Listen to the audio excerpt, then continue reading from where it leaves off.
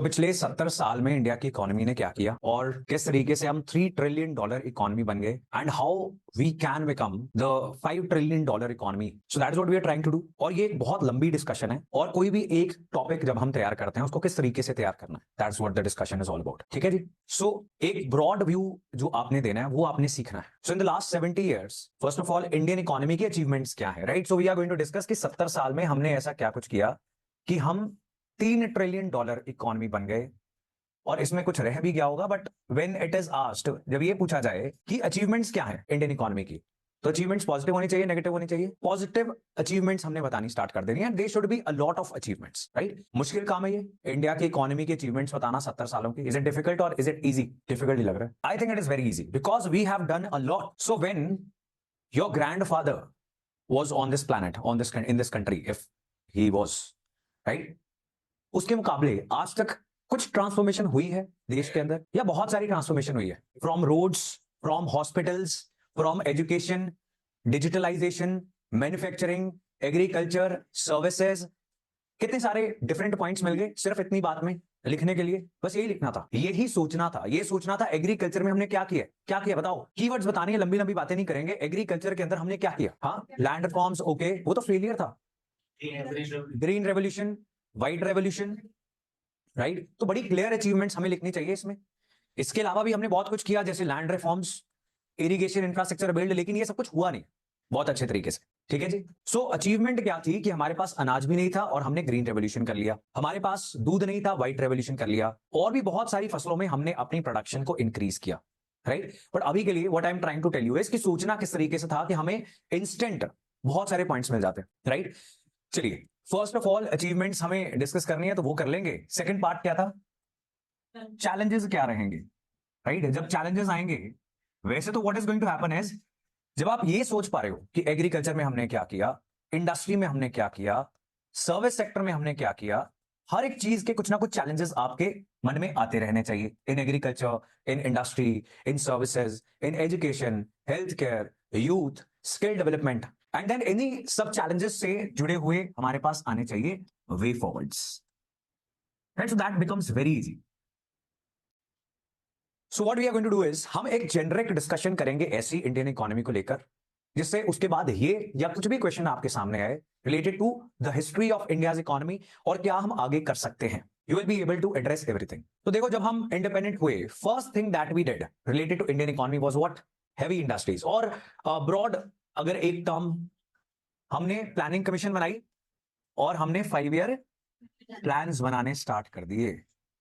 बस यही छुपा था 70 सालों की अचीवमेंट्स का आंसर। जिसने 5 ईयर प्लान्स पढ़े हैं, आपको मोटा मोटा इतना याद रहना चाहिए कि उसमें स्टार्टिंग में प्लान्स का फोकस था एग्रीकल्चर, इंडस्ट्रीज। कौन सी industries? Heavy industries. Heavy industries क्या करती हैं? मशीनरी बनाती हैं, प्लांट बनाती हैं, ऐसी चीजें बनाती हैं जो आगे इंडस्ट्रीज के लिए हेल्पफुल हो। ट्रू। एग्रीकल्चर के ऊपर फोकस था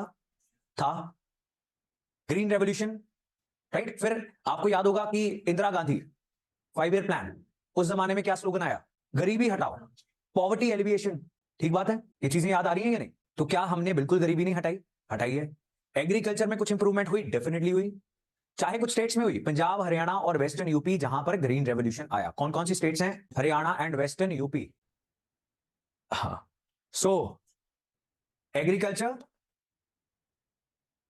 हैवी इंडस्ट्रीज की बात हुई, आपको नहीं ये सब चीजें वर्ड्स याद आ रहे हैं, इट्स फाइन। अभी आप industry, agriculture, at least headings bifurcate कर लो। फिर पॉवर्टी एलिवेशन के लिए हमने काम किया, right. Rajiv Gandhi, technology, digitalisation, याद आती है चीजें या नहीं आ रही? बस इतनी सी बात थी। तो अगर इकोनॉमी पढ़ रखी है, फिर हमें ये पॉइंट्स नहीं आ रहे, फिर प्रॉब्लम है। अगर नहीं पढ़ी फिर तो चलो अपने आप तो आएगा नहीं, है ना। Then it is going to take some time and this is going to be a lesson कि किस तरीके से एक इशू को हमने होलिस्टिकली कवर करना है। सो कुछ चीजें आप लिख सकते हो, you can right certain things जो हमने फोकस किया। अचीवमेंट्स थी हमारी, हमारे एग्रीकल्चर के अंदर अचीवमेंट्स क्या थी? Green revolution, white revolution. एक या दो बच्चों ने ऐसा लिखा भी है, ऐसे achievements, agriculture, green revolution, white revolution, increased productivity, increased production. बड़ी सरल बातें लिखी, सब कुछ समझ में आ गया, सब कुछ क्लियर हो गया, राइट।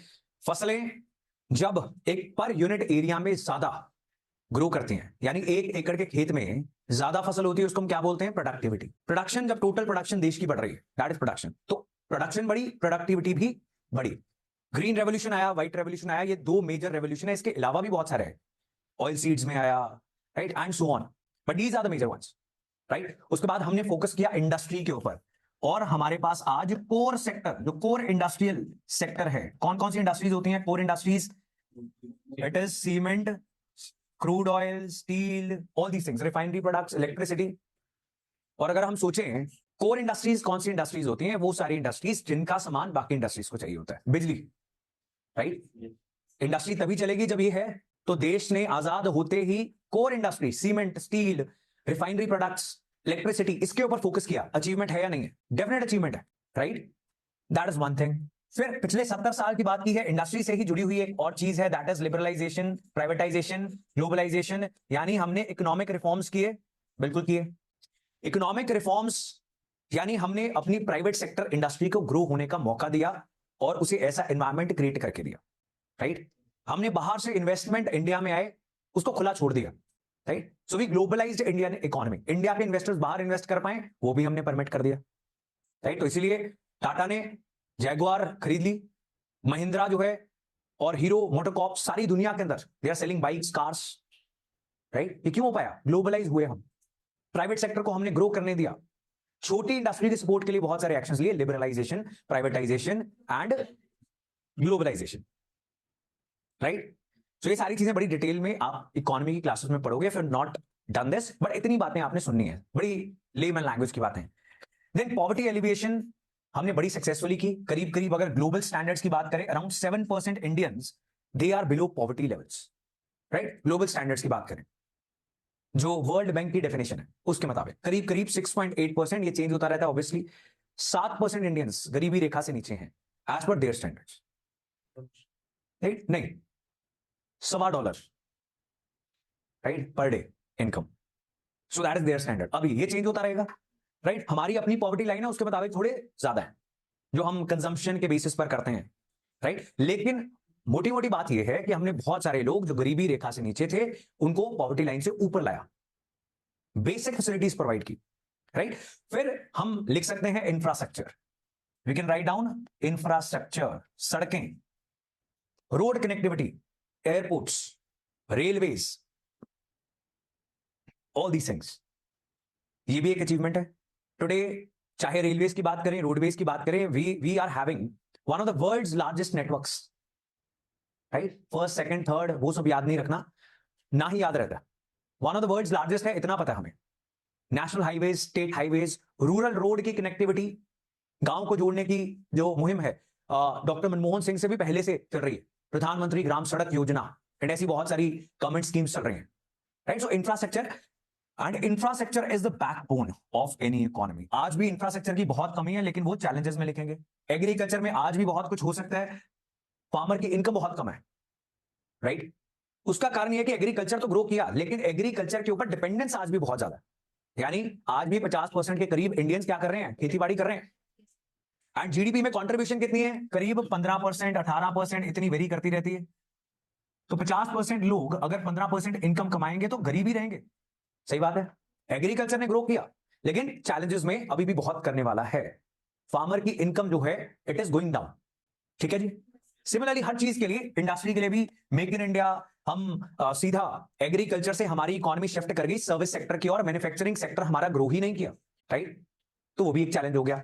तो जब आप सारी इकोनॉमी पढ़ लेते हो, this is how it should get structured. Agriculture ये अचीवमेंट्स है, ये हमें करना चाहिए था। चैलेंजेस, ये चैलेंजेस हैं कि फार्मर इनकम बड़ी नहीं है, और फिर आप क्या करोगे? वे फॉरवर्ड, यही करना था, right, for every single thing, और बड़ा स्ट्रक्चर्ड आंसर बन सकता है। देन इंडस्ट्री, हमने क्या किया? चैलेंजेस क्या है? इंडस्ट्री अभी भी ग्रो नहीं कर रही है, we are not able to shift our working age population from agriculture to manufacturing, इसलिए नौकरियां नहीं मिलती हैं, राइट। और दुनिया में इंडस्ट्रियलाइजेशन का बड़ा सिंपल एक इतिहास है। एग्रीकल्चर करती है पहले सोसाइटी, फिर क्या करती है? मैन्युफैक्चरिंग इंडस्ट्री, फिर जाती है सर्विस सेक्टर की ओर।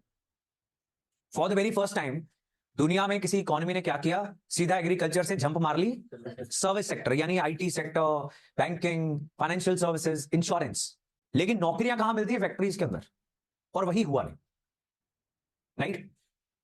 देन पॉवर्टी एलिवेशन हमने कर ली है, लेकिन अभी भी कुछ लोग बहुत गरीब है। पॉवर्टी की डेफिनेशन ही कुछ लोग क्वेश्चन करते हैं, राइट, की डेफिनेशन जो मर्जी बना लो, उसके तहत फिर गरीब जो है वो कम दिखेंगे। हमने बहुत गरीब पॉवर्टी लाइन से ऊपर लाए हैं, लेकिन अभी भी बहुत हैं जिनके घरों में बेसिक सुविधा भी नहीं है, क्लीन ड्रिंकिंग वाटर नहीं मिल रहा, एजुकेशन हेल्थ केयर नहीं मिल पा रही, राइट। बाकी तो आप छोड़ ही दो internet and all these things, right. Core industries and infrastructure, यहां पर हमने बहुत काम किया, लेकिन आज भी चैलेंज ये है कि इंफ्रास्ट्रक्चर सेक्टर में बहुत सारी प्रॉब्लम्स हैं, बहुत सारे कोर्ट केसेस हो जाते हैं, इन्वेस्टमेंट की कमी है, and we need trillions of dollars worth of investment in infrastructure. आज भी रेलवेज में जाते हैं तो क्या देखने को मिलता है, बर्डन दिखता है आपको पैसेंजर्स का, कि ट्रेन शायद थोड़ी बेटर होनी चाहिए और ज्यादा होनी चाहिए, ऐसे होता है। बस अड्डे पे चले जाओ, वहां पर भी ऐसी होती है, मारो मार, एक दूसरे के ऊपर बंदे चढ़े होते हैं। कोई सीजन आ जाता है यूपी बिहार जाने वालों का, तो कितना रश हो जाता है फेस्टिवल सीजन में, हर चीज बहुत क्लियर दिखती है कि बर्डन बहुत है हर चीज के ऊपर, right. So that is a display of under investment in infrastructure. Similarly then moving on to technology में अचीवमेंट्स, क्या अचीवमेंट्स हमारी टेक्नोलॉजी में, स्पेस टेक्नोलॉजी के अंदर, राइट, समवॉट डिफेंस टेक्नोलॉजी के अंदर, राइट। आज ब्लॉग आया तो आज ही पढ़ा है, हाँ सही बात है। सो देन टेक्नोलॉजी में हमने काफी काम किया, और सारा का सारा आईटी सेक्टर क्या है, इंफॉर्मेशन, एग्जैक्टली। सो बड़ी सारी एग्जांपल्स हैं देने के लिए। टेक्नोलॉजी में हमने काम किया, एग्रीकल्चर की मैकेनाइजेशन हो गई, मतलब क्या है, मशीनें यूज हो गई एग्रीकल्चर में, राइट। बैलगाड़ी तो नहीं यूज हो रही आज, कुछ हिस्सों में हो रही है अनफॉर्चुनेटली, मोस्ट हिस्सों के अंदर बैलगाड़ी का इस्तेमाल नहीं हो रहा, ट्रैक्टर्स, हार्वेस्टर्स, थ्रेशर्स, बहुत बहुत सारी मशीन्स आ गई, right. So that is use of technology in agriculture. Then digitisation in every single thing, achievement है इंडियन इकोनॉमी की, इसको हम क्या बोलते हैं, डिजिटल पब्लिक इंफ्रास्ट्रक्चर, जैसे कि आधार, यूपीआई, रुपए। डिजिटल पब्लिक इंफ्रास्ट्रक्चर क्या होता है, कोई डिजिटल इंफ्रास्ट्रक्चर जो सारी जनता यूज कर रही है देश की, उसको सरकार ने बनाया और जनता के हवाले कर दिया फ्री ऑफ कॉस्ट, राइट। आधार पर जितना खर्चा हो रहा है सरकार का, उतना किसी ने पे नहीं किया, कि आपने पे नहीं किया, राइट। सिमिलरली यूपीआई के ऊपर you are using it for free, absolutely free. इससे पहले क्या होता था, चार्जेस, डू यू रिमेंबर, अगर आपने किए हो कार्ड से ट्रांजैक्शन करोगे, स्वाइप करोगे, एनीथिंग, तो चार्जेस कट जाएंगे। इसके क्यों नहीं कट रहे, इसके लिए इंफ्रास्ट्रक्चर का इस्तेमाल हो रहा है। सरकार ने ये डिजिटल इंफ्रास्ट्रक्चर पब्लिक कर दिया, अब ये जनता की संपत्ति हो गई, ठीक है जी। अब नेक्स्ट ऐसी चीज क्या आ रही है, ओएनडीसी आ रही है, right, open network for digital commerce. तो अभी जो Zomato, Swiggy, Amazon, Flipkart, Ola, Uber, Blinkit, everything will be in this single platform. Plus आपकी अगर दुकान है और आपको बहुत दुख है कि अमेजॉन बहुत चीजें सस्ती बेच रहा है ना, सभी व्यापारियों को यही गुस्सा चढ़ा हुआ है आजकल, है ना, कि साइकिल भी मिल रही है डिस्काउंट पे, so whatever you are selling everything is getting at cheaper prices online, now you can also do that. अब सरकार आपको ये ओएनडीसी दे देगी, अगर आप एक व्यापारी हो, आप अपना डाल दो सामान, now you are also seller and you are not dependent on Amazon, right. So this is the next revolution, और ये सारी चीजें अचीवमेंट्स हैं। OLX ऑल्सो, हाँ यू कैन से दैट, वो तो लेकिन ऐसा ना कि वहां पर व्यापारी नहीं होते। Better example would be India mart. India mart पता है आपको, हाँ, होलसेल फैक्ट्रियां and everything, right, right. Indian economy, what is your question, security में क्या ऐड कर सकते हैं, सिक्योरिटी में ग्रोथ। अब देखो इतना जरूरत नहीं है दिमाग चलाने की, क्यों चलाना, और try to at least explain how it is related. मैंने बहुत सारे बच्चों को ये रिव्यू भेजा है कि भाई मत इतना सोचो, बहुत सिंपल चीजें होती हैं, राइट। कुछ बच्चों की क्या प्रॉब्लम है, उनको इंग्लिश ज्यादा आ गई है, दे थ्रो वोकैबुलरी, राइट। क्यों, नीड ही नहीं है, उस लाइन में फिट नहीं बैठ रहा आपका भारी भरकम शब्द, उसको अपने पास रखो please, right. Try to understand the demand of the exam. Ideas अच्छे चाहिए, विचार अच्छे चाहिए, आपके आइडियाज अच्छे नहीं है तो जो मर्जी कर लो, उल्टी छलांगे मार लो, राइट। होता है ना कि when you don't have an answer to the question, आप चालाकियां करते हो। यही हमें यूनिवर्सिटी ने सिखाया कि be clever, right, and being clever was the new smart in the university is not fair. यहां पर जो पूछा गया है हमें वही बताना। कुछ बच्चे बहुत भारी भरकम वोकैब यूज करते हैं एकदम गलत, इनएप्रोप्रिएट जगह पे इनएप्रोप्रिएट शब्द, बिकॉज दिमाग में आ गया, तो शो ऑफ भी तो करना है। बचपन से मम्मी ने यही तो सिखाया था कि मेरे बच्चे को इंग्लिश आ गई है जी, wasn't that the bragging point of your family? यही था ना, सादा बच्चा था इंग्लिश बोल रहा, नॉट हेयर, नॉट नीडेड, जब नहीं जरूरत तो नहीं करेंगे, राइट। वो बहुत अजीब लगता है। अब I can not even explain that feeling to you when I read it, क्यों ना, कि चलो यार आगे अपनी अंग्रेजी लेके चलो आगे ऐसी फीलिंग आती है, यही एग्जामिनर को भी आएगी। बिकॉज वहां पे दिख रहा है कि भाई आइडिया तो कोई है ही नहीं, आंसर शीट में बस अंग्रेजी है, शायद कैम्ब्रिज या कॉन्वेंट में पढ़ा हुआ बच्चा, तो सिर्फ इसके हाथ वाले क्या है, इंग्लिश। इंग्लिश से शहर थोड़ी चलेगा, नहीं। So not not a good idea. Then also जो पूछा गया है उसे कहीं और ही पहुंच गए। अब हम कहीं कुछ और दुनिया में पैरेलल यूनिवर्स में घूम रहे हैं जिसमें कुछ और चीजें चल रही हैं, and you are writing gaming industry, VFX, animation से ग्रोथ होगी। मतलब पूरी इकोनॉमी में आप एग्रीकल्चर की बात नहीं कर रहे, इंडस्ट्री की बात नहीं कर रहे, services sector, youth, women, weaker sections, digitalisation, आपने पहला पॉइंट क्या बनाया, गेमिंग एंड एनिमेशन। तो क्या करेगा कोई इसका, इस आंसर का बताओ, राइट। सो जो प्रायोरिटीज हैं इकोनॉमी की नेशनल लेवल के ऊपर, आप वो सोचो, जो आपको नया नया पता लगा है उसको, जानकारी को आप अपने कजन्स के साथ शो ऑफ करो, राइट। वहां पे वो चलेगी, यहां नहीं चलेगी। Is this fine? Don't do the same thing. I keep telling you all, be very careful. Bar bar question papers देखने पड़ते हैं अपने दिमाग को ये याद रखवाने के लिए कि चाहिए क्या पेपर के लिए। भूल जाता है कि नहीं भूल जाता? कभी आपको वो सब्जेक्ट वाइज देखने चाहिए, कभी आपको वो पेपर वाइज देखने चाहिए, बिकॉज आपको हर महीने भूल जाएगा and you will be doing something wrong. I am telling you, answer writing करते हुए एक भी ऐसा बच्चा नहीं होगा जो बार बार अगर क्वेश्चन को रिविजिट ना करे तो सही आंसर लिख के आएगा, राइट। बार बार रिविजिट करना पड़ता है, क्वेश्चन में हाईलाइट करने पड़ते हैं, ये कीवर्ड्स हैं, क्या पूछा है, अचीवमेंट, चैलेंजेस, वे फॉरवर्ड। ये तीन चीजें अगर मैंने आंसर नहीं की, I am out, as simple as that. ठीक है जी। देन फ्लो चार्ट्स होने चाहिए। कुछ बच्चे क्या करते हैं, पहला सेक्शन अच्छा करते हैं, अचीवमेंट्स में हेडिंग्स हैं, एक्सप्लेनेशंस हैं, दूसरे सेक्शन में सीधा एक्सप्लेनेशंस, तीसरे सेक्शन में सिर्फ पॉइंट, खत्म, नाउ आई एम टायर्ड, बाकी अपने आप सोच लेना। चलिए जी। देन नेक्स्ट अचीवमेंट, अब थोड़ी सी सोफिस्टिकेटेड बातें कर लें, क्योंकि अब सब्जेक्ट पढ़ा है, अगर पढ़ा है तो फिस्कल स्टेबिलिटी, मतलब देश के फाइनेंसेस की बुरी हालत नहीं है, हम बर्बाद होकर बार बार इंटरनेशनल मॉनेटरी फंड के पास नहीं जा रहे कि पैसा दे दो, right. We are very stable.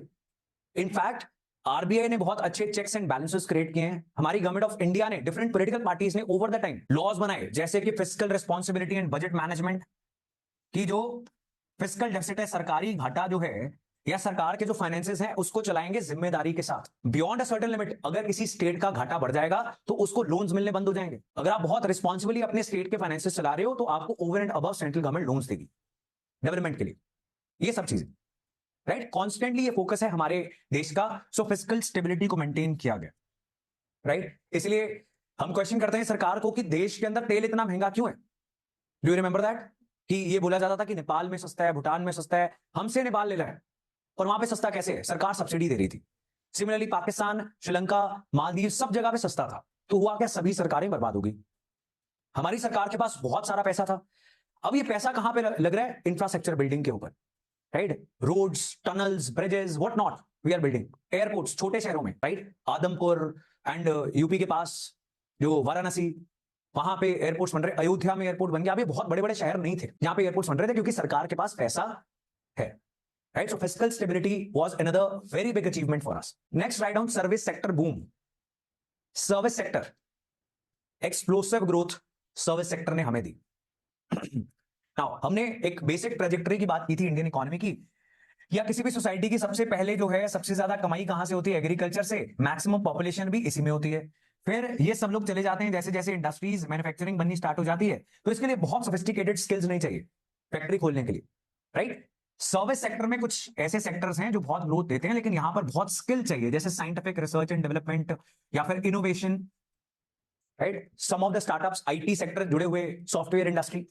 लेकिन यहां पर जाना इजी है, तो सारी जो लेबर है यहां से शिफ्ट होती है कहां, मैन्युफैक्चरिंग। ऐसे ही होता है ना, ये रूरल एरिया से लोग कहां जाना स्टार्ट कर देते हैं, अर्बन एरियाज में, और शहर बनने स्टार्ट हो जाते हैं। शहर में होता क्या है, शहर की डेफिनेशन क्या है, कि नॉन एग्रीकल्चरल एक्टिविटीज होती हैं। जिस इलाके में majority population non agricultural activity करती है, दैट इज अ शहर, अर्बन एरिया, राइट। बड़ा नेचुरल सा प्रोसेस है। सो ये पहुंच जाते हैं मैन्युफैक्चरिंग में। उसके बाद ये मैन्युफैक्चरिंग जो हो रही है, इनको चाहिए banks, insurance, this that, schools, colleges, right, and that needs to service sector. इन्हीं को चाहिए सॉफ्टवेयर्स अपने स्टॉक मैनेजमेंट के लिए एंड व्हाट नॉट, राइट। तो ये सर्विस सेक्टर में पहुंच जाती है इकोनॉमी। सो ऐसा हो तो क्या होता है, ये कम पढ़े लिखे लोग, अगली जनरेशन कहां जाती है, मैन्युफैक्चरिंग में चली जाती है। अगली जनरेशन जो एजुकेशन लेती है, फिर वो सर्विस सेक्टर में चली जाती है। राइट। तो इनके पास कुछ स्किल्स होते हैं मैन्युफैक्चरिंग लाइक, इनके पास थोड़े बेटर आ जाते हैं, बिकॉज जैसे जैसे इकोनॉमी ग्रो करेगी वैसे वैसे education system, skill development, vocational training, ये सारा कुछ अच्छा होता रहेगा। सो ये बड़ा अच्छा प्रोसेस था। लेकिन हुआ क्या इंडिया के अंदर, इंडिया में आ गए कंप्यूटर्स और इंडिया की लेबर थी सस्ती। अमेरिका और वेस्ट ने अपना जो बहुत सिंपल काम था, फोन पे बात करने वाला, अकाउंटेंसी, ये सारा बिजनेस प्रोसेस जो था, बिजनेस चलाने का प्रोसेस, इसको आउटसोर्स कर दिया है, जिसको हम क्या बोलते हैं, बीपीओस, और डेरोगेटरी लैंग्वेज में बात करें तो call centres. Right, business process outsource, अपना काम किसी को दे दिया। क्यों? क्योंकि इंडिया में कोई अंग्रेजी बोलता है, क्या वो एक्सेंट मार लेगा? एवरीबॉडी इज ट्राइंग टू, है ना? तो उसमें आप उसको दे दोगे काम कि ऐसे शो करना that you are not from India, you are talking from America itself, और हमारी जो कस्टमर की कंप्लेंट्स हैं वो सारी सुन लेना। सस्ते में लेबर मिल गई। लेकिन इंडिया को अब पैसे किस में आ रहे हैं? डॉलर्स के अंदर। सो इंडिया का बहुत पैसा बन गया, right. So this was the outstanding growth of service sector. फिर इंडिया में कुछ सॉफ्टवेयर इंडस्ट्रीज आ गई, जैसे कि Infosys, Wipro, Tata consultancy services, Satyam, all these industries. तो इन्होंने भी सॉफ्टवेयर बना के इन कंट्रीज को बेचने स्टार्ट कर दिए। ठीक है जी, अपनी सर्विसेज वेस्टर्न कंट्रीज ने एक्सपोर्ट कर दी इंडिया को। Is fine, right. अब हुआ क्या, ये सारी लेबर निकली जो बहुत पढ़े लिखे थे वो तो यहां पे पहुंच गए, मैन्युफैक्चरिंग ग्रो ही नहीं कर पाई। तो ये सारे जो लोग थे इनको अब जॉब्स नहीं मिल रही, ये फंस गए एग्रीकल्चर के अंदर। एग्रीकल्चर के अंदर प्रति व्यक्ति इनकम बढ़ नहीं रही है, बिकॉज एग्रीकल्चर का उतना ही पोटेंशियल है, जमीन तो नहीं बढ़ जाएगी, राइट। जितनी जमीन है उतनी ही एग्रीकल्चर होगी। And also research and development बहुत ज्यादा नहीं हो पाई, जिससे फसलों की प्रोडक्टिविटी बढ़ती। जैसे हमने क्या किया, हाई यील्डिंग वैरायटी सीड्स बना लिए, किसके? व्हीट के, और उससे ग्रीन रेवोल्यूशन आ गया। लेकिन हमने दालों के लिए ऐसा कुछ नहीं किया, हमने ऑयल सीड्स के लिए ऐसा कुछ नहीं किया। ऑयल सीड्स कौन से होते हैं? सरसों, right, all these things, right, sunflower, good. So इसके लिए हमने कुछ नहीं किया, इसकी प्रोडक्टिविटी वहीं फंसी रह गई, राइट। तो एग्रीकल्चर में भी ग्रोथ नहीं हो रही है, मैन्युफैक्चरिंग हम ग्रो नहीं कर पाए, मैन्युफैक्चरिंग बहुत ज्यादा, एंड सर्विसेज सेक्टर रह गया, एंड हो गई जॉबलेस। ग्रोथ तो हुई बिकॉज ऑफ सर्विस सेक्टर, लेकिन नौकरियां ज्यादा लोगों को नहीं मिली। They are trapped in agriculture and manufacturing. Is it fine? Any problem? किसी भी टर्म जो आपने लिखी हो उसमें प्रॉब्लम हो। फिस्कल स्टेबिलिटी क्या होता है कि सरकार अपनी इनकम और अपने एक्सपेंडिचर को रिस्पॉन्सिबली यूज करे, राइट। बहुत ज्यादा अगर खर्चा कर देगी और उतनी इनकम नहीं है, एंड फिस्कल डेफिसिट जो है वो जीडीपी का बहुत बड़ा हिस्सा हो जाता है, right. For instance if it is 3% of GDP हमारा घाटा है, दैट मीन 100 रुपए की हम टोटल गुड्स और सर्विसेज बना रहे हैं और हमारा घाटा साल का कितना है? 3। ये मैनेज कर लेंगे। लेकिन अभी ये हो जाए 20, राइट, फिर ये इकोनॉमी गई। 100 रुपए बना रहे हो और 20-25% आपका फिस्कल डेफिसिट है, सरकारी घाटा है, तो फिर you are going to take a lot of loans, और इतने लोन्स वापस नहीं हो पाएंगे, फिर उसका इंटरेस्ट देना पड़ेगा आपको। तो this is a debt trap, आप एक ट्रैप में फंसने वाले, right. So that is fiscal stability, जब हम बहुत जिम्मेदारी के साथ अपने इनकम और एक्सपेंडिचर को मैनेज करते हैं। Is it fine? Jobless growth. So देखो, कुछ इंडस्ट्रीज होती हैं लेबर इंटेंसिव, कुछ होती हैं जहां पर बहुत ज्यादा लेबर की जरूरत नहीं होती है। Labour intensive, for instance textiles industry, right, कपड़े की industry, leather industry, this is labour intensive. Tech industry, IT industry, this is not labour intensive. Why is that? Because अगर आपको कपड़े की मैन्युफैक्चरिंग करनी है तो बहुत सारी लेबर लगेगी। This is a labour intensive factory, मतलब बहुत लेबर की जरूरत पड़ती है इस प्रोसेस के अंदर। लेकिन अगर आपको सॉफ्टवेयर बनाने हैं तो 10 बंदों की टीम एक सॉफ्टवेयर बना देगी, उसके बाद उसको कुछ नहीं करना। सॉफ्टवेयर बन गया, ऐप बन गई, you keep using it, right. For instance Swiggy app बन गई है, कि हर दिन बनानी? नहीं बनानी, बन गई। कैसे लिस्ट होना है वहां पे रेस्टोरेंट्स को, और कैसे कस्टमर्स को आना है, ज्वाइन करना है, कैसे ऑर्डर्स होंगे, ये सारा मैकेनिज्म एक बार बन गया, सॉफ्टवेयर इज डन। अब कुछ नहीं करना कि उनको रॉ मटेरियल लेते रहना है। Are you getting my point? So कुछ इंडस्ट्रीज हैं जहां पर बहुत कम लोगों की जरूरत है, कुछ इंडस्ट्रीज में बहुत सारे लोगों की जरूरत है। एंड मैन्युफैक्चरिंग, फैक्ट्रीज, प्रोडक्शन, यहां पर बहुत सारे लोगों की जरूरत है। तो जब कोई भी सोसाइटी एग्रीकल्चर से अपने कम पढ़े लिखे लोगों को better facilities, better economic opportunities देना चाहती है, the best sector is manufacturing sector. Because factory में काम करना है, राइट। तो इसके लिए बहुत आपको सोफिस्टिकेटेड स्किल तो नहीं चाहिए, तो यहां पे नौकरियां मिल जाती है। एटलीस्ट अभी तक तो ऐसा ही होता था। आने वाले जमाने में मैन्युफैक्चरिंग भी रोबोटिक्स करेंगे, रॉबर्ट्स करेंगे, तो पता नहीं क्या होगा, राइट। अब सर्विस सेक्टर में, वही इंडिया में आईटी सेक्टर की ग्रोथ हुई, which was not very labour intensive. आपको बहुत सारे लोग यहां पर नहीं चाहिए, लेकिन जो लोग यहां पर हैं उनकी कमाई बहुत ज्यादा है, बिकॉज ये कमा रहे हैं डॉलर्स में, और एक्सचेंज रेट की वजह से पैसा बहुत बन रहा है। ठीक है जी, क्लियर है इतनी बात? सो दैट इज वाई ये यहां से इधर चले गए, तो यहां पर इतनी नौकरियां नहीं थी, पैसा तो था लेकिन स्किल चाहिए। So this sector was for skilled labour, skilled people. And manufacturing जो है वो ग्रो नहीं की। जैसे अभी हमारा इनिशिएटिव कौन सा चल रहा है मैन्युफैक्चरिंग को ग्रो करने के लिए? Make in India. लेकिन मैन्युफैक्चरिंग ग्रो क्यों नहीं की इंडिया के अंदर? बिकॉज इंडिया में लैंड एक्वायर करना बहुत मुश्किल था। जहां लैंड एक्विजिशन के लिए सरकार आती थी या कोई प्राइवेट इंडस्ट्री आती थी, वहां पर विरोध स्टार्ट हो जाते थे, court cases, delay, corruption, red tapism. Right, red tapism क्या होता है? लाल फीताशाही। Right, that is red tapism. Right, so red tapism क्या होता है कि सरकारी अफसर काम ही नहीं कर रहे। राइट, बिकॉज आपने फाइल में पैसा ही नहीं रखा हुआ। राइट, अब वो कैसे काम करें, हो ही नहीं पा रहा। सो इन सब चीजों के चलते इंडिया में ease of doing business was very bad, तो मैन्युफैक्चरिंग बहुत ज्यादा ग्रो नहीं कर पाई। राइट, गुरु पिक्चर अगर देखिए तो आपको उसमें एक इंसाइट मिलती है इस चीज की। राइट, देखिए गुरु पिक्चर नहीं देखी, गुड, चलो ठीक है जी। सो यहाँ पे जॉब्स थी लेकिन यहाँ पर फैक्ट्रीज ही नहीं बनी। तो ये सारा एग्रीकल्चर वाला जो बंदा था, जो पहले 1 एकड़ एक व्यक्ति के पास थी, उसके बाद उसके 7 बेटे हो गए और ये 1 एकड़ 7 लोगों में डिवाइड हो गई। अब उसके जो आगे 4 बचे हुए, अब उनके लिए तो खाना ही नहीं निकल रहा क्योंकि जमीन के 7 हिस्से हो गए। ठीक बात है कि नहीं? That is the story of India. इसको बोलते हैं फ्रेगमेंटेशन ऑफ लैंड। क्या बोलते हैं? Fragmentation of land. Right, so it is like एक बहुत बड़ी फैक्ट्री थी, उसके आप 10 हिस्से कर दो, उसके बाद हर एक के 4-4 हिस्से कर दो, और अब आप सोचो कि जितना एक फैक्ट्री से कमाई हो रही थी ये सब इंडिविजुअल फैक्ट्रीज कर देंगी? नहीं कर पाएंगी। Isn't it? The same happened with the land, agricultural land in India. तो होना क्या चाहिए था? ये सारे लोग अपनी जमीन बेचते, इस व्यक्ति को, इस व्यक्ति को, और बाकी सब चले जाते कहां? शहरों के अंदर, या अपना काम धंधा स्टार्ट कर लेते। राइट, कहीं और जाते। लेबर को शिफ्ट करने की जरूरत थी, लेबर शिफ्ट हो नहीं पाई। राइट, तो अब ये सारी लेबर हो गई अनएम्प्लॉयड। Is it fine? फिर कुछ अचीवमेंट्स हमारी एजुकेशन सेक्टर में। एजुकेशन सेक्टर में क्या अचीवमेंट्स है हमारी? ग्रॉस एनरोलमेंट रेशियो हमारी बड़ी, कि जितने बच्चे स्कूल्स में थे उनका टोटल नंबर इंक्रीज हुआ। That is our achievement. We could build some premier institutes in the country, जैसे IIT, IIM, आइसर, एम्स, कुछ ऐसे इंस्टीट्यूशंस हम बना पाए। राइट, सो एजुकेशन में क्रॉस एनरोलमेंट रेशियो बढ़ी, GER। और क्या हुआ? कुछ प्रीमियर इंस्टीट्यूट्स बने। गवर्नमेंट स्कूल्स एंड कॉलेजेस ने बहुत सारे लोगों को एजुकेशन दी, जितनी भी गाली निकाले हम, लेकिन दी। सो ये अचीवमेंट्स ही हैं। At least you had some opportunities. Right, लेकिन फिर वो सरकार इतनी तेजी से नहीं ग्रो कर पाई, तो ये चैलेंज हो गया, availability of affordable and accessible education. तो फिर प्राइवेट सेक्टर आ गया। हेल्थ केयर सेक्टर के अंदर कुछ अचीवमेंट, हॉस्पिटल्स बने, हेल्थ इंश्योरेंस का एक अच्छा खासा इंफ्रास्ट्रक्चर सेटअप हो गया, इन्फेंट मोर्टेलिटी रेट कम हुआ, मिटरनल मोर्टेलिटी रेट कम हुआ। लिखो क्या कुछ? सो IMR रिड्यूस्ड। IMR पता है आपको? अब देखो, जो चीज, आधी चीजें तो आपको इसलिए नहीं समझ में आ रही क्योंकि आप न्यूज़पेपर की क्लास में कभी आते ही नहीं। राइट, आज सुबह ही बात हुई है हमारी। IMR क्या होता है, MMR अब बताओ, सुबह भी समझाऊंगा, शाम को भी, रात को भी, और भी कोई काम होगा मेरे को जिंदगी में। अब आप आधी क्लासेस लगाना सिलेक्ट करो और आधी ना सिलेक्ट करो, और उसमें ऐसे एक्सप्रेशन हो कि ओ माय गॉड, ये बताया तो है नहीं, मेरे को क्या अपने आप से आ जाएगा? राइट, सो मैं, I am not crazy, I am not saying you are, but I am not. So maternal mortality rate भी कम हो गया, इंस्टीट्यूशनल डिलीवरीज बढ़ गई। इंस्टीट्यूशनल डिलीवरीज यानी दाई माँ जो है वो डिलीवरी नहीं कर रही, मिडवाइफ्स, मिडवाइफ्स होती है, वो डिलीवरीज नहीं कर रही। Government hospitals, primary health care centres का एक अच्छा खासा इंफ्रास्ट्रक्चर देश को मिल गया।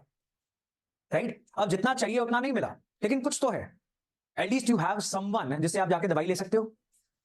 राइट, ये तो है, आपके लिए है। We are the privileged ones, all the north Indian people, most of them, खासकर जो नॉर्थ वेस्ट की स्टेट्स में है, Punjab, Himachal, Haryana, Delhi, Chandigarh, these are the privileged areas. UP Bihar में ऐसा नहीं है कि आप हर किसी को ऐसा कह दो कि डॉक्टर आपके पास, ये नहीं है। Right, they have to travel hundreds of kilometres to reach a doctor. Then health care में इंडिया की फार्मास्यूटिकल इंडस्ट्री, दवाई बनाने वाली industry, pharma industry, that was the next achievement. Right, we have become the pharmacy of the world. हम सस्ती और अच्छी quality की दवाइयां सारी दुनिया को दे रहे हैं बना के। राइट, एजुकेशन में राइट टू एजुकेशन को एक फंडामेंटल राइट बनाया, that is also good point. Right, हालांकि उसकी implementation is not very good, but चलो, that is how things start, isn't it? और कुछ इंडियन इकोनॉमी के achievement, financial inclusion, that is the next point. Financial inclusion मतलब सभी लोग financial system का पार्ट बने। कैसे बने लोग फाइनेंशियल सिस्टम का पार्ट? डाक खानों से। डाक खाने में खाता खुलता था, बिकॉज बैंक नहीं थे हर जगह पे, तो इंडियन पोस्ट ऑफिस के अंदर फाइनेंशियल सर्विसेज देनी स्टार्ट की सरकार ने, क्योंकि सभी लोगों को फाइनेंशियल सिस्टम का हिस्सा बनाना था, फाइनेंशियल इंक्लूजन करनी थी, right? That was the beginning. फिर नेशनलाइजेशन ऑफ बैंक्स हुआ। ये सब चीजें आपको मिलेंगी इकोनॉमी के बुक में, राइट? बिल्कुल टेंशन लेने की जरूरत नहीं है। आपको न्यूज़पेपर में हर तीसरे दिन आर्टिकल मिलेगा, हर तीसरे दिन ऐसी छप जाएंगी दिमाग में, ये बातें भूल नहीं पाओगे, सपने में आएंगी, राइट? इंदिरा गांधी ने कर दिए बैंक नेशनलाइज, सरकारीकरण कर दिया, यानी प्राइवेट सेक्टर बैंक्स लिए और वो गए सरकारी। क्यों? क्योंकि किसानों को, गरीबों को लोन्स मिल सके। Again example of financial inclusion, right? Then the most recent one जो आपने बोला, that is Jan Dhan, Atal pension Yojana, right? Pension भी फाइनेंशियल इंक्लूजन है कि नहीं है? कोई भी फाइनेंशियल सर्विस, बैंक खाता खोल पाना, लोन मिल पाना, Kisan credit cards, financial inclusion की example. That was the next, right? तो these are some of the achievements जो अभी के लिए काफी है, राइट? बाकी we are going to discuss in the economy classes in much detail every single thing, because अकेला अकेला जब 5 ईयर प्लान हम डिस्कस करते हैं वो इसलिए करते हैं ताकि आपको पता लगे 20 पॉइंट प्रोग्राम क्या था, याद है? सबसे पिछड़े सेक्शंस के लिए एक प्रोग्राम स्टार्ट किया गया था, राइट? ये बहुत पुरानी स्कीम्स है, अभी ये ज्यादा डिस्कशन में नहीं होती, लेकिन पता होना चाहिए। Is is fine. सबसे जरूरी यहां पर जो बात थी दैट वाज कि इंडियन इकोनॉमी की ट्रेजेक्टरी क्या थी, कैसे हम एग्रीकल्चर से सीधा सर्विसेज में चले गए। मैन्युफैक्चरिंग में काफी हमने ग्रोथ की, लेकिन जितनी हो सकती थी पोटेंशियली उतनी नहीं की, जिस तरीके से चाइना ने की। हमारे सामने एग्जांपल है। अब चाइनीज लोगों की पर कैपिटा इनकम इसलिए बढ़ गई, right? Because manufacturing hub of the world बन गया। Everything, every second thing is made in China, right? वही करने की कोशिश हम कर रहे हैं, राइट? ऑलराइट, सो चैलेंजेस, अभी इसी क्रम में we can think the challenges. Agriculture में क्या चैलेंजेस हमने लिखे? Farmer income is very low, right? लिख लो, productivity is very low in agriculture, lack of research and development, farmer income is very low. और वे फॉरवर्ड क्या है? Doubling farmers income, सरकार का एजेंडा है। Second was increasing productivity, right? उसके लिए क्या करेंगे? रिसर्च एंड डेवलपमेंट करेंगे, नए नए बीज बनाने पड़ेंगे, जेनेटिक मॉडिफिकेशन का इस्तेमाल करना पड़ेगा, right? Introduction of new seeds, increasing productivity, new variety of crops, genetic modification, disaster preparedness, minimum support price can be one point. What you should always write is, देखो ये ना एक बड़ा controversial point है। So MSP के बारे में जब भी लिखना है लिखो achieving diversification using MSP. Now the thing is minimum support price क्या होती है? किसान को कम से कम दाम मिले, इसलिए सरकार बताती है कि कम से कम इतने प्राइस पे तो मैं खरीद लूंगी। फिर किसान मंडियों में लेके जाता है कि मिनिमम सपोर्ट प्राइस 100 रुपए था, तो ये मेरी फसल रही, मार्केट का जो प्राइस है दैट इज 80, तो आप ले लो, सरकार ले लेगी, किसान बर्बाद नहीं होगा, राइट? लेकिन सरकार ने एमएसपी दी 2-3 क्रॉप्स के लिए ही, अनाउंस तो कर दी 26 के लिए, दी किसके लिए? व्हीट, राइस, तो किसान ने ये तो पकड़ ली, बाकी लगानी छोड़ दी, बाकी फसलों की हो गई है कमी। तो अब हमें क्या करना है? डाइवर्सिफाई करनी है क्रॉप्स की, सारी क्रॉप्स लगे, that is known as crop diversification. हर गवर्नमेंट, खासकर हरियाणा, पंजाब और उत्तर प्रदेश की सरकार ऐसा करने की बहुत कोशिश कर रही है कि क्रॉप डाइवर्सिफिकेशन हो जाए, किसान व्हीट और राइस को छोड़े और कुछ और करे, राइट? लेकिन एमएसपी इसी की मिलती है। तो अब क्रॉप डाइवर्सिफिकेशन अगर करनी है, या तो इसकी एमएसपी बंद कर दे, अगर सरकार कर देगी तो दंगे हो जाएंगे, है कि नहीं? क्योंकि किसान मोर्चे के बाद कुछ किसान फुल टाइम एक्टिविस्ट ही बन गए, आज फिर से वो कहीं जा रहे थे किसी रेल को रोकने, है कि नहीं? क्योंकि कुछ पता नहीं एक्टिविस्ट अरेस्ट हो गए हैं, क्यों? कुछ यूथ नजरबंद कर दिए हैं, आपको पता है इसके बारे में? सी नॉन इश्यूज, राइट? कुछ नॉन इश्यूज के लिए अगेन रेल रोको, ट्रेन रोको, सड़क रोको, एवरीथिंग। चलो अब क्रॉप डाइवर्सिफिकेशन, खेती की विभिन्नता, कि थोड़े ऑयल सीड्स लगाओ, थोड़े पल्सेस लगाओ, जो सॉइल फर्टिलिटी के लिए भी अच्छे हैं, एनवायरमेंट के लिए भी अच्छे हैं और इकोनॉमी के लिए भी अच्छे हैं। How many points are sufficient in such a question? जितनी वर्ड लिमिट हो उसमें जितने मैक्सिमम पॉइंट्स आ सकें। एज आई टोल्ड यू कि एक्सप्लेनेशंस बहुत लंबी नहीं होनी चाहिए, पॉइंट्स ज्यादा होने चाहिए, if you can write. Industry में व्हाट आर द चैलेंजेस? वही सब, ईज ऑफ डूइंग बिजनेस, अभी भी बहुत बुरी है। Tax reforms are needed, land acquisition बहुत जबरदस्त प्रॉब्लम है। सो इंडस्ट्री में जैसे हमने 3 सब्सिडीज याद की हैं, 3 एफ याद किए थे, कौन कौन से? हाँ, तो 3 तरह की सब्सिडीज जो बहुत सरकारी खजाने के ऊपर बर्डन है, that is food, fuel and. Industry को रिफॉर्म्स चाहिए, सबसे पहले कौन से चाहिए? Land, labour, right? ये रट्टे मार लो, आंसर आपसे बेटर होगा ही नहीं किसी का भी। LLT, this is land, labour, taxation, right? So land acquire करना is a big problem in the country. अभी तो स्टेट सरकारें क्या कर रही है? लैंड पूल्स बना रही हैं, राइट? जैसे कुछ लोगों ने बोला अयोध्या मंदिर में जमीनें एक्वायर कर ली, तो सारी जमीनें एक्वायर होती हैं, अपार्टमेंट्स बनने को क्या होता है? जमीनें एक्वायर। नेशनल हाईवेज बने, कई बार नेशनल हाईवे पे आप जा रहे होते हो, कोई ना कोई रिलीजियस जगह आ जाती है, वो सारा नेशनल हाईवे मोड़ काटता है। Have you seen that? वहां के लोग थोड़े ज्यादा रिलीजियस है उस मोहल्ले के, राइट? तो उन्होंने जब SDM आया होगा, तहसीलदार आया होगा, अपनी पुलिस फोर्स लेके पत्थरबाजी कर दी होगी, तो उसको भागना पड़ा। अदरवाइज तो सारा कुछ एक्वायर होता है, बिकॉज नेशनल हाईवे बनना जरूरी है। अब 6 लेन हाईवे बना रहा है, लेकिन कोई एक पर्टिकुलर रिलीजियस प्लेस को अगर आप हिला नहीं पा रहे, consequence a lot of accidents, right? फिजूल का कट बन गया वहां पे। सही बात है या नहीं? सो लैंड एक्वायर हाईवे के लिए नहीं हो पा रही है। अदरवाइज होता क्या है, पीपल आर वेरी हैप्पी। अगर मान लो आपकी हाईवे के पास जमीन है, सरकार कहे कि 6 लेन हाईवे बनेगा, आपकी आधी जमीन एक्वायर हो जाएगी, बची हुई आधी जो है उसके प्राइसेस बहुत बढ़ जाएंगे, right? So the smart people are happy. कुछ होते हैं दे आर लाइक नहीं, जमीन इज माय मॉम, इसको नहीं छोड़ूंगा, मर जाऊंगा, पैसे कोई मेरे लिए है ही नहीं, तो ऐसे एक आधा बंदा कोर्ट केस कर देता है। पहले स्टे लग जाते थे, अब सरकार बहुत ब्रूटल है इन चीजों को लेकर, बिकॉज इन्वेस्टमेंट ही नहीं आएगी, राइट? सैमसंग, बड़ी बड़ी कंपनीज वेट करती रही कि भाई कब खत्म होंगे तुम्हारे कोर्ट केस, हमने लोन ले रखे, and we are going. Vietnam ने, सरकार ने चुन के हमें जगह दिया, भगा दिए सारे लोग, राइट? अब उन लोगों को कम से कम नौकरी मिल जाती, right? So that is land reforms की बहुत जरूरत है। फिर एग्रीकल्चर के अंदर लैंड रिफॉर्म्स, मैंने आपको बताया था कि ये एक बड़ी जमीन थी, इसके बहुत सारे बच्चे हो गए, उसके आगे 3 जनरेशन हो गई, अब ये बट गई। होना क्या चाहिए था? ये अपनी सारी जमीनें यहां से छोड़ के, इसको लीज करके, क्या करके? किराए पे देके यहां से निकलते। जो एक व्यक्ति इस सारी जमीन को किराए पे लेता, वो एक बड़ी जमीन को एग्रीकल्चर कर रहा होता, उसका प्रॉफिट भी अच्छा खासा होता, और ये सब लोग शहर में मैन्युफैक्चरिंग में काम कर रहे होते। लेकिन इंडिया के अंदर एग्रीकल्चरल लैंड को लीज करना इज वेरी डिफिकल्ट। क्यों? कहीं किसान, भोला भाला किसान, कहीं उसके साथ कोई चालाकी से जमीन उसकी कब्जा ना कर ले, दैट वाज गवर्नमेंट का डर, राइट? अब यहां पर क्या चाहिए हमें? सुधार, रिफॉर्म्स, राइट? लीजिंग में और बेचने में। Then labour reforms, labour reforms में क्या प्रॉब्लम है? 300 से ज्यादा ऐसे कानून बने हुए हैं जो अभी चेंज करने की कोशिश की जा रही है। 300 से ज्यादा लोग अगर निकालने हैं तो सरकार की परमिशन लेनी पड़ेगी, राइट? तो सरकार परमिशन अगर नहीं दे और इकोनॉमिक क्राइसिस आया हुआ है सारी दुनिया के अंदर, देश के अंदर, आपकी फैक्ट्री बंद हो जाएगी। सही बात है? तो आप कितने बंदे रखोगे? आप रखोगे 299 +1 ठेकेदार, राइट? लेबर ठेकेदार। अब इसको बोलोगे कि 500 बंदा चाहिए, तो ये लेके आएगा। अब आपके कागजों पे लेबर है ही नहीं। अगर होती तो इस सारी लेबर को पेंशन मिलती, एक्सीडेंट इंश्योरेंस मिलती, बहुत सारे लेबर लॉस के तहत फायदे मिलते, लेकिन सरकार ने ये ओवर रेगुलेशन, ज्यादा सख्ती करने की कोशिश की, तो अब कुछ नहीं मिल रहा। Are you getting my point?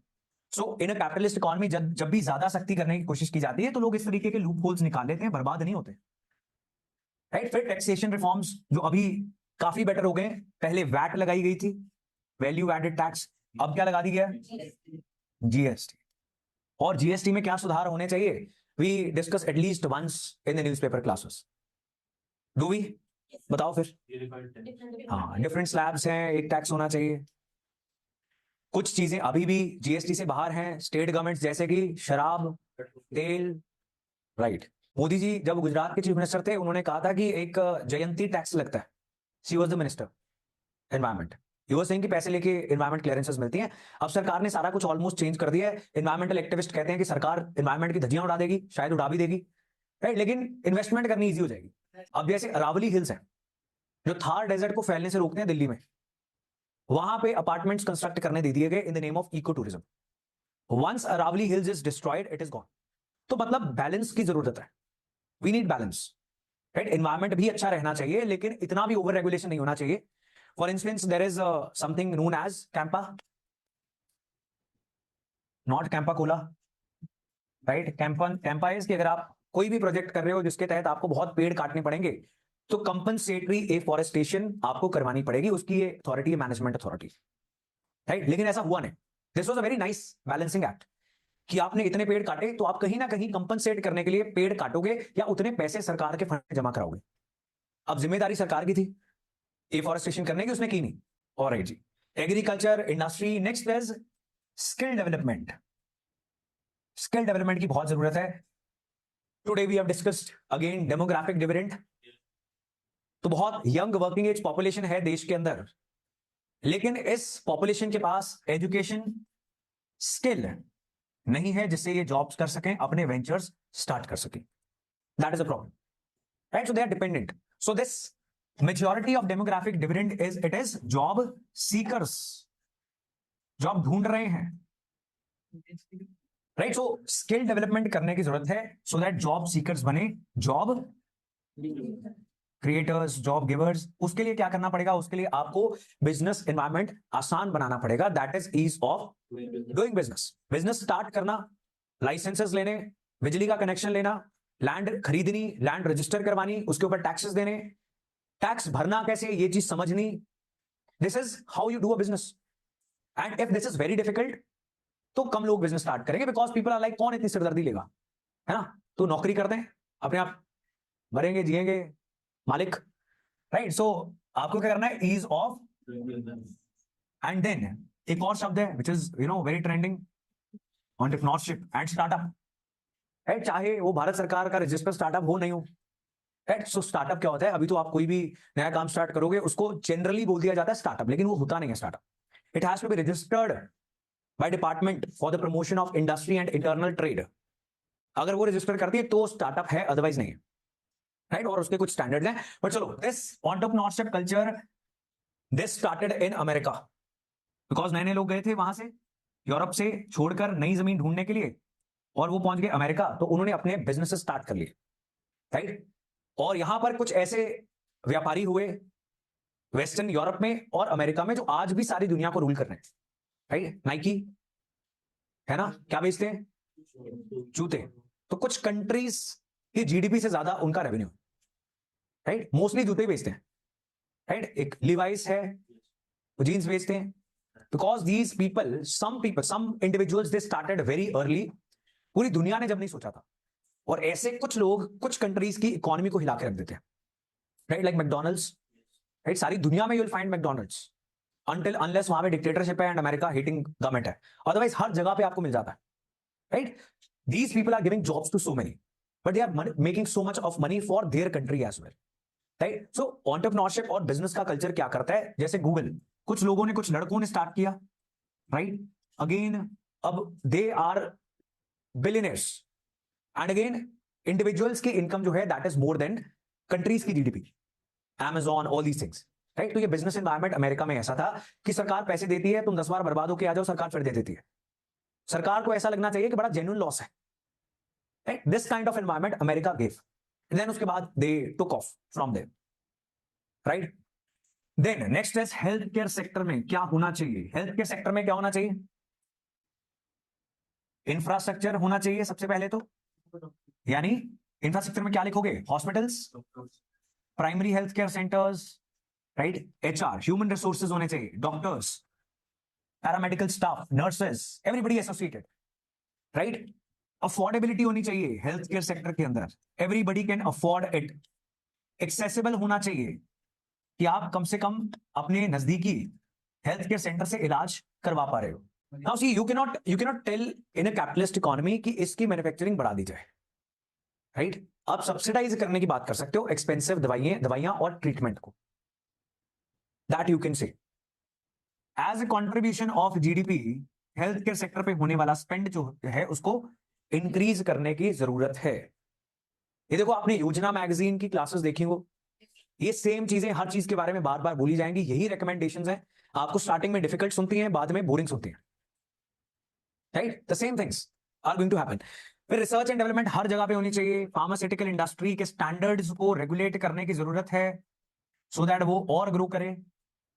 अब ये आपके पास, again if you are writing an answer, इतनी ज्यादा आपके पास स्पेस या अपॉर्चुनिटी नहीं होगी, लेकिन आपको पता होना चाहिए, राइट। फार्मास्यूटिकल सेक्टर, अभी रिसेंटली क्या हुआ, इंडिया में मैन्युफैक्चर्ड कुछ दवाइयां जो थी उनसे कुछ बच्चों की डेथ हो गई in different countries, central Asia, Africa. तो उसके बाद इतनी डिस्कशन हुई न्यूज़पेपर में that you know so much about pharmacy sector, right. If you don't know, पीछे जाके वो क्लासेस आपको देख लेनी चाहिए, बिकॉज ऐसी अंडरस्टैंडिंग का कोई और ऑल्टरनेटिव नहीं है, किसी भी किताब में नहीं है। What newspaper is going to teach you, nothing else is going to teach you, right. Those who read it they know. Health care sector, advance technology, AI, right, ठीक है। इस पॉइंट को देखो मैंने संभाल के रखा हुआ है डिसरप्टिव टेक्नोलॉजीज के वे फॉरवर्ड के लिए। डिसरप्टिव टेक्नोलॉजीज क्या होती हैं? ऐसी टेक्नोलॉजीज जो सारी इकोनॉमी को ही ट्रांसफॉर्म कर दें, जैसे कि इंटरनेट ऑफ थिंग्स, जैसे कि आर्टिफिशियल इंटेलिजेंस। आप डिजिटलाइजेशन की बात करोगे, इंटरनेट ऑफ थिंग्स क्या होती है? हाँ, वो तो अभी भी कर रहे हैं। तो क्या इंटरनेट ऑफ थिंग्स आ चुकी है हमारी लाइफ में? all the gadgets, devices, homes, everything that is connected to internet and each other। आपका घर आपकी गाड़ी से और आपकी स्मार्ट वॉच से सब चीजों से जुड़ा हुआ है, और ये सब कुछ आपके फोन से जुड़ा हुआ है, और ये सब कुछ आपके दिमाग से जुड़ा हुआ है अगर न्यूरल लिंक आ जाए तो, राइट, दिमाग में चिप। ठीक है जी, that is internet of things. असल में इसका इंडस्ट्रियल एप्लीकेशन होगा।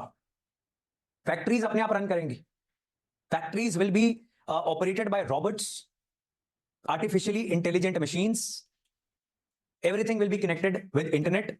तो सारी की सारी सप्लाई चेन अपने आप चलेगी, राइट। चाइना में अगर एक गाड़ी के व्हील्स मैन्युफैक्चर हो रहे हैं, बांग्लादेश के अंदर स्टीयरिंग्स मैन्युफैक्चर हो रहे हैं, और इंजन बन रहा है जर्मनी के अंदर, ये तीनों चीजें एक दूसरे से इंटरैक्ट करेंगी कि हमारी ये पेस है, इतने ऑर्डर्स हैं, you need to increase the pace of your production. Are you getting this? No manager is calculating all these things. तो आप सोच सकते हो एफिशिएंसी कितनी अच्छी हो जाएगी मैन्युफैक्चरिंग की। ये है इंटरनेट ऑफ थिंग्स। ये इंटरनेट ऑफ थिंग्स जो है ये तो यूज करते हैं टाटास, महिंद्रास। इनके जो कंपोनेंट सप्लायर्स होते हैं उनको नहीं मिलती जल्दी, उनको चाहिए भी नहीं, राइट। जैसे ऑटोमोटिव एक कार बननी है तो किसी शहर के अंदर सारा मोहल्ला उसके एक कंपोनेंट को बना रहा होता है, राइट। सो उनको नहीं मिलेगी इंटरनेट ऑफ थिंग्स, इनके पास होगी, and they are going to give orders that so and so date we need this much of thing, right. जब ये चीज बहुत ज्यादा यूज होनी स्टार्ट हो जाती है कोई भी टेक्नोलॉजी, तो फिर ये इतनी सस्ती हो जाती है कि सॉफ्टवेयर बन जाते हैं, हर व्यक्ति यूज कर सकता है उसको, right. So that is how things happen. अब जैसे जब नई नई एप्स आई थी, दे वर वेरी एक्सपेंसिव, फिर आई खाता बुक। नहीं, खाता बुक आपने नहीं, उधारी पे राशन नहीं खरीदता आप में से कोई? मेरा तो बहुत चलता है 4-5 दुकानों पे। So, क्या होता है वहां पे हिसाब लगा होता है ना कि हिसाब में लिख लेना, ऐसे ही होता है। खाता बुक आ गई एक ऐप, क्या वो राशन का दुकानदार अपनी 10-15 लाख की, 10 से 50 लाख रुपए लगते हैं एक ऐप बनवाने में अच्छी, right, which is not a joke. जिस कुछ होती है ना ऐप्स आप डाउनलोड करते हो एंड सारा फोन जाम हो जाता है, ऐसी नहीं। अच्छी बनवानी है तो 10 लाख मिनिमम। अब राशन वाला तो नहीं बनवा पाएगा, उसके पास ये टेक्नोलॉजी कैसे पहुंच गई कि उसको एक ऐप मिली खाता बुक, उसपे वो सारे मोहल्ले का वो जो हिसाब है वो रख रहा है, एंड उसके कस्टमर्स को मैसेजेस जा रहे हैं कि आपका 600 रुपया हो गया, right, please pay. I get my point? Because ये टेक्नोलॉजी ऑफ ऐप डेवलपमेंट जब आई थी बहुत महंगी थी, फिर कुछ कंपनीज आई जिनका नाम था सास। क्या होता है सास?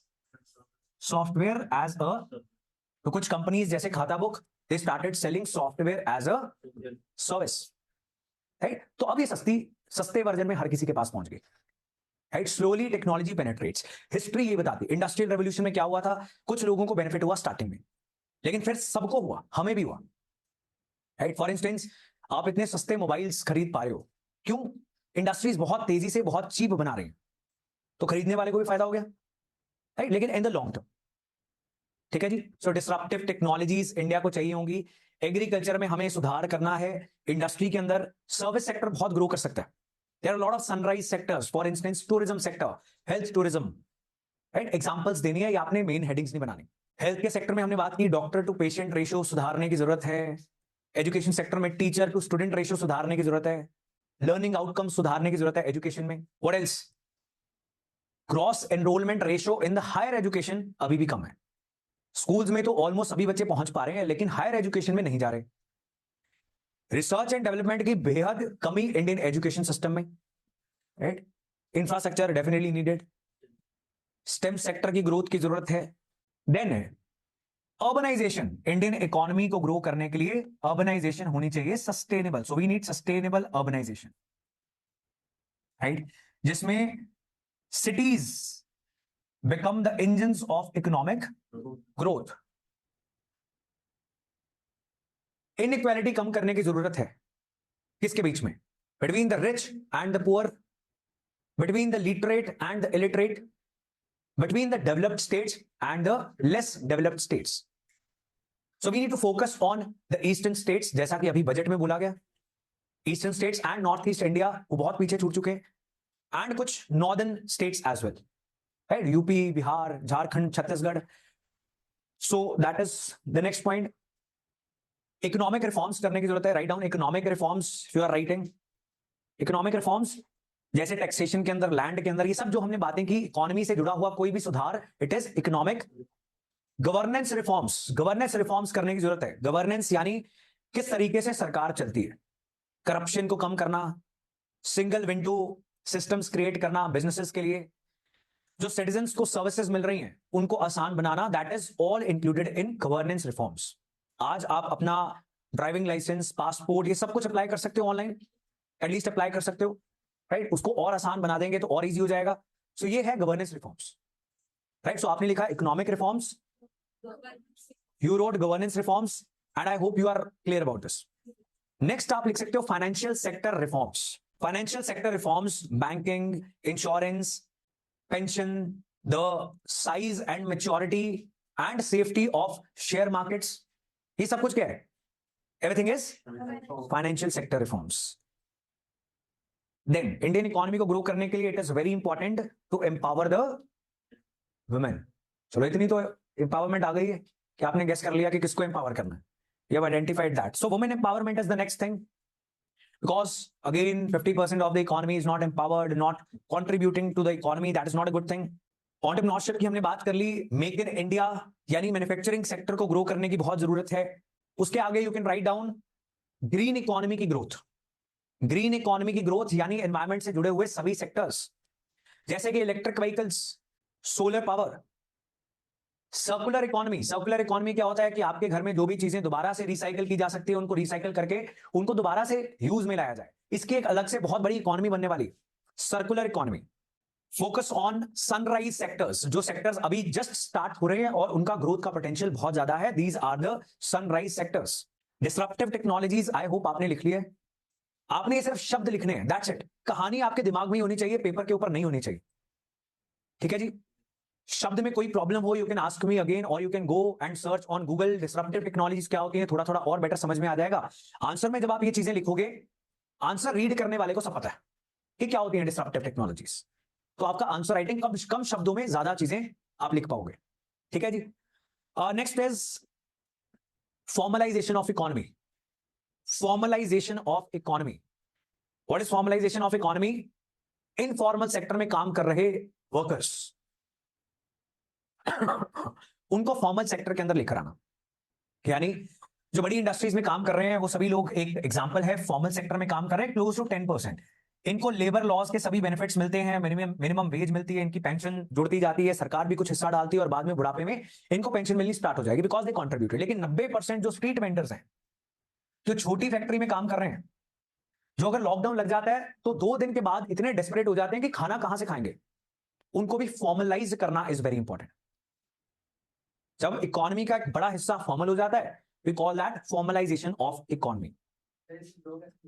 क्या इसे ग्रो ऐसे करेगी कि at least they will have purchasing power. ऐसा ना कि आप लेबर को कम पैसा देते हो, इसका मतलब ये नहीं है कि इंडस्ट्री ग्रो करेगी. ये सोचने में सही लगता है. असल में प्रोडक्टिविटी उस वर्कर की ज्यादा होती है जिसको कम से कम कुछ छुट्टियां मिलती हैं, जिसको उतने ही घंटे काम करना पड़ता है जितना सरकार ने निश्चित किया हुआ है, because they are mentally more stimulated. Right? And then at the end of their life, these people will have money. They will always have some amount of purchasing power.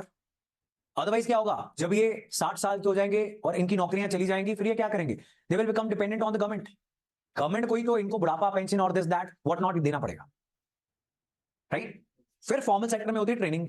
अब देखो कोई बहुत बड़ी इंडस्ट्री है, इमेजिन करते हैं Tata steels में कोई व्यक्ति काम कर रहा है वर्सेस छोटी किसी माइक्रो यूनिट में काम कर रहा है, कौन ज्यादा प्रोडक्टिव और ट्रेंड होगा? Exactly, because they are doing certain things for their labourers. That is formalisation of economy. Is fine. अब बड़ी सिंपल सी बात है, अब सारे लोग तो फैक्ट्रीज में काम नहीं करेंगे, लेकिन जैसे अटल पेंशन योजना लॉन्च कर दी गई, लेबरर्स के लिए जो स्कीम सरकार लॉन्च करती है, तो चाहे आप स्ट्रीट वेंडर हो, तो भी आप इसका हिस्सा बन सकते हो, Mudra Yojana, right, these kind of things. Then inequality पे काम करना है, reducing inequality in Indian economy, focus on weaker states and districts, focus on weaker states and districts. और बहुत अच्छी एग्जांपल कौन सी है, एस्पिरेशनल डिस्ट्रिक्ट्स प्रोग्राम, फिर ब्लॉक प्रोग्राम। तो मतलब कहने का भाव ये था कि आप सारी महाराष्ट्र स्टेट के ऊपर फोकस कर रहे हो, ये हिस्सा तो बहुत अमीर है, यहां पे सबसे ज्यादा सुसाइड हो रहे हैं, महाराष्ट्र को पैसा जा रहा है, सारा कहां चला जाएगा, जहां पर सबसे ज्यादा फंडिंग मिली थी पॉलिटिकल पार्टी को इलेक्शन लड़ने के लिए, मुंबई, पुणे, नागपुर। विदर्भ और मराठवाड़ा को कुछ नहीं मिला, राइट। तो फोकस हमने अब क्या करना स्टार्ट कर दिया कि जिलों को फोकस करेंगे, देश के सबसे पिछड़े जिलों को नाम दिया गया एस्पिरेशनल डिस्ट्रिक्ट्स, और उनको फोकस करते हुए एक प्रोग्राम लॉन्च कर दिया गया। अब उससे भी नीचे जा रहे हैं, डिस्ट्रिक्ट के आगे हिस्से होते हैं blocks, now focus is on the blocks. तो पिछड़ी स्टेट्स जब तक ग्रो नहीं करेंगे तब तक देश ग्रो नहीं कर पाएगा, राइट। आप बिहार से ऐसे ऐसे सीन्स देखते हो जो कहीं नहीं मिलते, जैसे चीटिंग में, वो चीटिंग हो रही होती है एग्जाम्स में, देखा आपने, ऐसे सारी स्कूल की बिल्डिंग होती है, पेरेंट्स ऐसे मकड़ियों की तरह चिपके होते हैं दीवारों पे, हैव यू सीन दैट? अभी बिहार में एक सरकारी पेपर था, सब बच्चे आए लेट, क्योंकि बिहारी हैं, पहले कि अपनी मस्ती जाएंगे, तो पहुंच गए, तो देन दे सेड कि पेपर देने दो, गार्ड ने बंद कर दिया, गोलियां चला के भगाने पड़े हैं, right. This happens only in Bihar. कुछ है प्रॉब्लम, राइट। प्रॉब्लम क्या है, खाना ही नहीं है, खाने को खाना नहीं है, तो ऐसे में सरकारी नौकरी लेने की बहुत भयंकर डेस्परेशन हो जाती, राइट। आप जितने प्रिविलेज्ड फैमिली से आते हो मोस्ट ऑफ द टाइम्स, आप उतने ही रिलैक्स्ड हो जिंदगी को लेकर, सही बात है। आपके अंदर वो किक नहीं है कि कुछ करना है, राइट, नहीं, क्योंकि सब कुछ तो मिल गया, and ultimately it is all about respect. वो सारा मोहल्ला कर रहा है जब तक पिताजी हैं, isn't it? So that is why अब लोग सोच ही रहते हैं यूपी बिहार के लोग क्यों इतनी सर्विसेज के अंदर जाते हैं, because they crazy, they have nothing, कोई पार्ट बी सी है ही नहीं, प्लान बी सी है ही नहीं, right. So that is what happens. अब ये स्टेट्स जो हैं हमारे नेशनल इंडिकेटर्स को पीछे खींचती हैं, right, not their problem, obviously problem is of the politicians itself, Lalu Prasad Yadav, everybody, right. कहते हैं कि बीजेपी बिहार में इसलिए थोड़ी बहुत वोट ले जाती है बिकॉज पीपल आर लाइक कि लालू ना आ जाए, इतनी गंदी गवर्नेंस थी उस जमाने के अंदर, right. So that kind of governance अब लोग भी क्या करें। बट द थिंग इज, जब हम एजुकेशन के इंडिकेटर्स निकालते हैं, हेल्थ केयर के निकालते हैं, कुछ भी आप देखो, per capita income, these states are far behind the national average। बच्चे ज्यादा पैदा आज हमने देखा था कौन सी स्टेट्स कर रहे हैं, Bihar, Madhya Pradesh, all the states in that region only, right. So that is a problem. अब इन स्टेट्स के ऊपर स्पेसिफिक फोकस होना चाहिए, right. So that was inequality, inequality लिख लिया आपने, right. Next is digital public infrastructure. So इसका बहुत जबरदस्त ट्रांसफॉर्मेटिव इंपैक्ट है।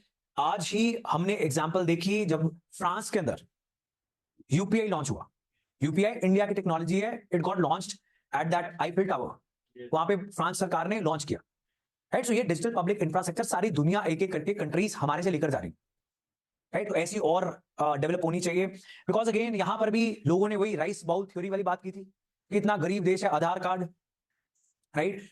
कल बीजेपी के इंस्टाग्राम हैंडल्स ने डाला हुआ था कि कांग्रेस ने बोला कि digital India is a fake dream being sold to the country, और फिर नदियों में भी कश्मीर के डल लेक में किश्ती पे बैठा हुआ सामान बेच रहा व्यक्ति, वो भी यूपीआई खोल के रख देता सामने कि इस पे पेमेंट कर दो। That is happening because it was free, right. कभी ना कभी इट विल बी चार्जेबल। और then IT sector, pharma sector जो हमारी स्ट्रेंथ्स हैं, इन सेक्टर को अभी बहुत पोटेंशियल है, that can be the next thing. Narendra Modi के अकॉर्डिंग 4 कास्ट्स कौन सी हैं?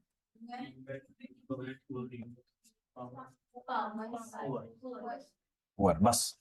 अब आपके आंसर राइटिंग, ऐसे राइटिंग को अगर आउटस्टैंडिंग बनाना है तो सरकार के प्लान्स, सरकार का कॉन्स्टिट्यूशन, सरकार का प्रियम्बल, फंडामेंटल ड्यूटीज, सरकार के स्लोगन्स, सरकार के 20 point programme, 7 point agenda to double farmers income, ये सब कुछ सरकारी डॉक्यूमेंट्स हैं। आपने सिर्फ यहीं पर स्टिक करना है, आपने इधर उधर से अपनी क्रिएटिविटी नहीं लगानी, उसकी जरूरत भी नहीं है, राइट। गांधी जी टैलिस्मैन, टोटका, याद है आपको? ये सब चीजें आपको आंसर राइटिंग, ऐसे राइटिंग के लिए काफी। और एक और एडवाइस है आपके लिए कि कंटेम्प्रेरी पॉलिटिशियंस के कोट्स का इस्तेमाल आंसर्स में मत करो, राइट। जिसने भी किया हुआ था, एक देयर वाज एन आंसर जिसमें 3 मोदी कोट्स थे, राइट, और आंसर में पॉइंट्स थे, एक्सप्लेनेशंस थी नहीं, तो जल्दबाजी में लिखा गया था। आई थिंक वो मोदी जी के कोट्स ढूंढने में समय लग गया, तो कंटेम्प्रेरी पॉलिटिशियंस को कौन पसंद करता है कौन नहीं करता, यू नेवर नो दैट। आपकी फैमिली में लोग लड़ पड़ते हैं जब मिलते हैं कि मोदी अच्छा है या गांधी अच्छा है, ऐसे होता है? नहीं, सारे Modi. Alright, so when there is disagreement in your family, how can you be so confident कि आप आंसर में लिखाते हो 3 quotes clearly displaying your love for any politician, right? अब उसको पसंद नहीं है, सरासर नफरत है, सख्त नफरत है नरेंद्र मोदी से, पेपर पढ़ने वाले को, आपको तो पक्का फेल करवाएगा, हर एक आंसर में ये 2-2 नंबर काट लेगा, right? So don't do that. साथ में अगर मोदी कोट डालना है तो साथ में एक राहुल गांधी कोट भी डालो, वो डाल सकते हो, right? That was an edited video, right? Fake news next big danger, it is fine. So ये सब अगर हम करेंगे, क्या हम बन जाएंगे $5 ट्रिलियन इकोनॉमी? आप कौन सी कास्ट हो, सच जनरल ऐसी नहीं बताना, youth, right? So you do your job. So after Gautam Buddha, Nanak, Kabir, Narendra Modi is also trying कि कास्ट सिस्टम को रिवाइज किया जाए। अब आपने छोड़ देना है नौकरी लेने के बाद, ठीक है जी? As is fine. That was the whole Indian economy summed up. Question का आंसर लिखने से पहले कोई माइंड मैप बनाना चाहिए या नहीं? आपके पास टाइम नहीं होगा माइंड मैप बनाने का। माइंड मैप आपके माइंड के अंदर होना चाहिए, इसलिए it is known as mind map. If you think you will have time to draw the basic, jot down the basic points on a piece of paper, structure your answer, not at all. General studies के paper में बहुत ज्यादा time की कमी है। ऐसे वाले papers के अंदर आप 15 मिनट भी प्लानिंग कर सकते हो, राइट? वहां पे आसानी से प्लानिंग हो जाती है। आंसर राइटिंग में आपकी रीडिंग इतनी एक्सटेंसिव होनी चाहिए कि आप इंस्टेंट कुछ अच्छी क्वालिटी के पॉइंट्स और वर्ड्स वहां पर लिख दो, राइट? और वो कैसे होती है? repetitive reading of the same books which are meant for civil services, your standard books, your NCERTs and your newspapers. अब जिन बच्चों ने लास्ट 3 महीने न्यूज़पेपर रीडिंग की है, इजराइल पैलेस्टीन के ऊपर, उनसे कुछ पूछ लिया जाए, वो ओवर इन्फॉर्म्ड है, अब वो ज्यादा इन्फॉर्म हो गए हैं, isn't it? This is going to happen for every single topic. Her subject के लिए, हर टॉपिक के लिए ऐसा ही हो जाएगा अगर आप कंसिस्टेंटली स्टैंडर्ड बुक्स को रिवाइज कर रहे हो, अपने बेसिक्स एनसीईआरटी से और स्टैंडर्ड बुक से क्लियर कर रहे हो और न्यूज़पेपर्स को रीड कर रहे हो, राइट? इन 3 चीजों के बाहर आपको कुछ सुनने और देखने की जरूरत नहीं है, right? May be the monthly current affair magazine आप वो कोई भी पढ़ सकते हो, it is fine, but it is a newspaper and PIB only, बस स्ट्रक्चर की गई है, वो आप पढ़ लो तो करंट अफेयर थोड़े और इजी टू हैंडल आपको लगेंगे। लेकिन again current affair still challenging ही रहने वाले, ठीक है जी? खासकर सिविल सर्विसेज के लिए, खासकर हरियाणा और पंजाब की स्टेट सिविल सर्विसेज भी, इनको भी कुछ हो गया पिछले 1-2 साल से, and they are setting very good question papers. Last Haryana civil services देखोगे आप, राइट? उसके ऑप्शंस ही बड़े खतरनाक है, assertion, रीजनिंग, दिस दैट। हाँ, स्टार्टिंग में आप कर सकते हो लेकिन ये मैनेजेबल नहीं है, इसीलिए 30 मिनट्स का आपको टाइम मिलता है। उसमें देखा कि आधे बच्चों के तो आंसर ही आधे होते हैं। 30 मिनट्स बहुत सारे होते हैं अगर अच्छी रीडिंग की हो, कुछ ना कुछ निकलना चाहिए। अगर आप उस समय नहीं लिख पाते 30 मिनट्स में, बाद में थोड़ा दोबारा से ब्रेनस्टॉर्म करने की कोशिश करो, लिखने की कोशिश करो। Monitor your time and keep noticing कि टाइम किस तरीके से कम हो रहा है gradually. How do I know if a heading or point is self-explanatory or not? So peer group or evaluation here, that is the only way. होता क्या है कि as you keep on reading good sources, especially the newspaper articles, तो आपकी language अपने आप mature होती जाती है। सो वहां पर जिस तरीके की हेडिंग्स होती हैं, if you are noticing those headings, similar headings you are supposed to give, like disruptive technologies. It is very clear what kind of technologies are we talking about here.